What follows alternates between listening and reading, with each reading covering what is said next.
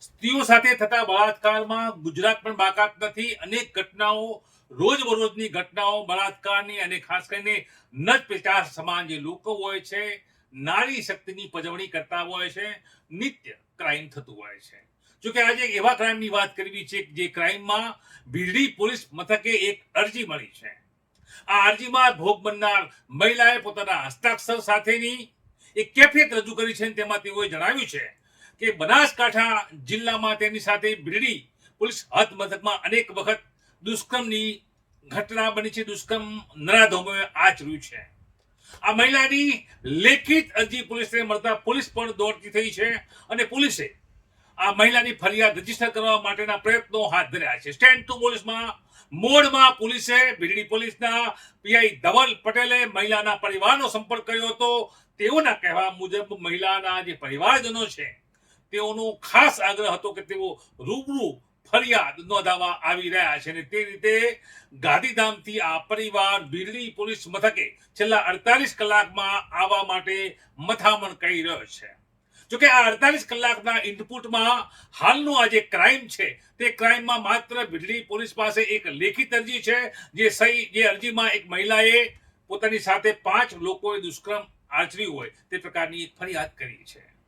જોકે કાયદાની પરિભાષામાં જ્યારે હોય છે ત્યારે આ એક અરજી છે. આ પ્રકારની અરજીઓમાં ભોગ બનનારને હવે રૂબરૂ આવવું પડશે અને તે પછી જે પણ પુરાવા આધારિત બાબતે તેમાં પોલીસ ફરિયાદ રજીસ્ટર કરશે. જોકે આ મહિલાની પીડા સાથે ટુડે ગુજરાતી ન્યૂઝ જોડાવા માંગે છે. જોકે અમે સાથે સાથે એ પણ કહેવા માંગીએ છીએ કે 100 ગુનેગાર ભલે છૂટી જાય પરંતુ એક નિર્દોષને સજા ન થવી જોઈએ તે ઉક્તિમાં જ ક્રાઇમ પણ હોય તેનું આલેખન મીડિયા જ્યારે કરતી હોય ત્યારે તે બાબતનું મીડિયાએ પણ ધ્યાન રાખવું પડતું હોય છે. અત્યાર સુધી માધ્યમોમાં મોટા ઉપાડે અનેક પ્રકારના અહેવાલો રજૂ થયા છે જ્યારે આ બનાવની વાત છે ત્યારે. જોકે રિયાલિટીમાં બિરડી પોલીસ મથકે હજુ સુધી એફઆઈઆર એટલે કે ફર્સ્ટ ઇન્વેસ્ટિગેશન રિપોર્ટ નોંધાયો નથી. અરજી છે ને અરજીની તપાસ નિવેદન અને રૂબરૂ ફરિયાદ બાદ તે કાયદાનું સ્વરૂપ ધારણ કરશે. આ ફરિયાદમાં પીડિત મહિલા સાથે અમારી સંવેદનાઓ છે. જો તેની સાથે જે પણ દુષ્કર્મ કરનાર જે લોકો છે તેઓને કડક સજા થવી જોઈએ તેવી હિમાયત પણ ટુડે ગુજરાતી ન્યૂઝ ખૂબ ન્યાયિક રીતે કરવા માંગે છે. ફરિયાદમાં નહીં પડતું અરજીમાં બિરડી પોલીસ મથકમાં જે લોકો પર આક્ષેપ થયા છે તેમાં ભારતીય જનતા પાર્ટીમાં તાલુકાના એક પૂર્વ જે વૃદ્ધ વ્યક્તિ છે તેઓનું નામ પણ અલુખાયેલું છે.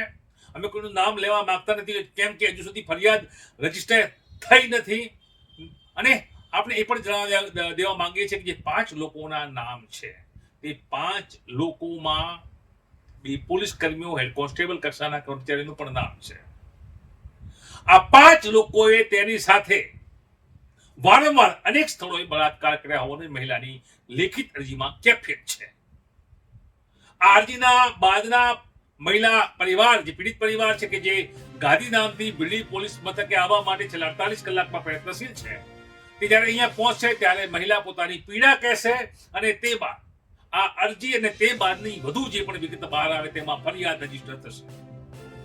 ફરિયાદમાં જે રીતે મહિલાએ સ્પષ્ટતા કરી છે કે તેની સાથે તે પોતાના પિયર ગાંધીધામ સાસરી ગાંધીધામ ખાતે હતી, પોતાનું પિયર બિરડી છે. પતિ સાથે નાની મોટી તકરાર થઈ હતી, તે ગાંધીધામથી બિરડી આવી અને તે બાદ તે એક બાદ એક આ 5 લોકોના સંપર્કમાં આવી હતી.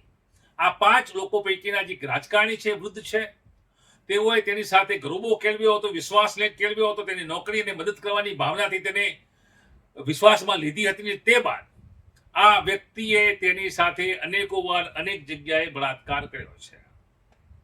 તે જ રીતે બે પોલીસ કર્મીઓ પર તેની સાથે પહેલા દોસ્તી કેળવી હતી, વિશ્વાસમાં લીધી, પછી તેની સાથે મરજી વિરુદ્ધ બળાત્કાર કર્યો છે.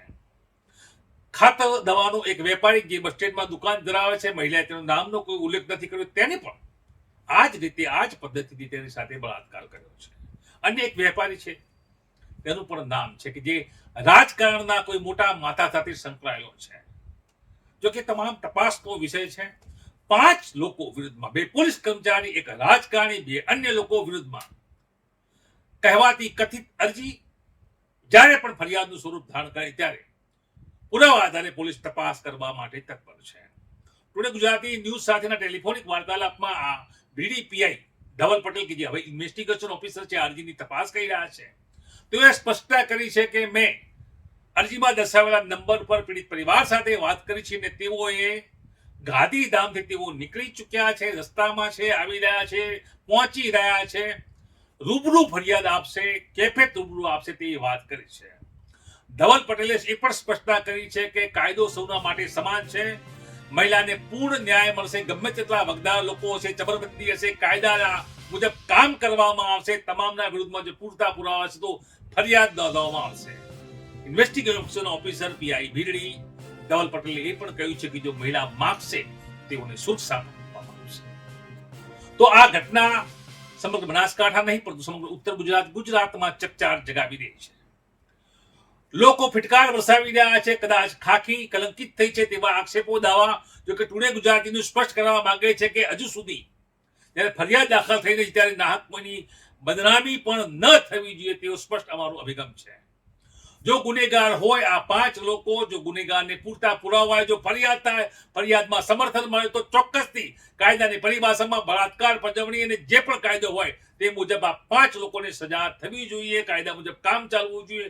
જો કે હજુ સુધી જ્યારે એફઆઈઆર લોન્ચ નથી થઈ ત્યારે આ પ્રાયોરિટી, આ પ્રાથમિક તબક્કો છે.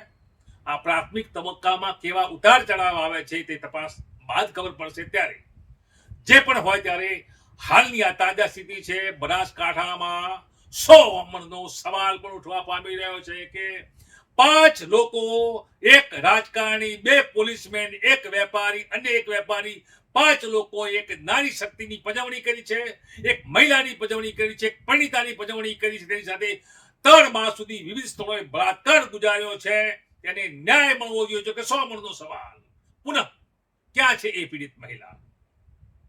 શા માટે 48 કલાક બાદ પણ હજુ સુધી ફરિયાદ રજીસ્ટર થઈ નથી? શું થઈ રહ્યું છે? શું મહિલા કોઈ મુસીબતમાં છે? શું ફરિયાદ પહેલા જ તેની સાથે કોઈ ધાક ધમકી અથવા માનવાળ એટલે કે સમાધાનકારી વલણ માટેના પ્રયાસો થઈ રહ્યા છે? શું છે આ ફરિયાદ? જિલ્લા પોલીસ વડા અક્ષયરાજ મકવાણા ખાસ મોનિટરિંગ અને ઇન્વેસ્ટિગેશન માટે પણ તેઓએ ઇન્વેસ્ટિગેશન ઓફિસર છે ધવલ પટેલને સૂચના આપી છે. ત્યારે આ કહેવાતી આ કથિત અરજી ફરિયાદનું સ્વરૂપ જ્યારે પણ લે ત્યારે અનેક નવા ખુલાસા પણ થઈ શકે છે. એક હાઈ પ્રોફાઇલ મામલા એટલે કે બળાત્કારની ઘટનાનું નિરૂપણ કરતી એક અરજી દિલ્હી પોસ્ટ દફતરે પહોંચી છે. આ અરજી હજી સુધી એફઆઈઆરનું સ્વરૂપ પામી નથી.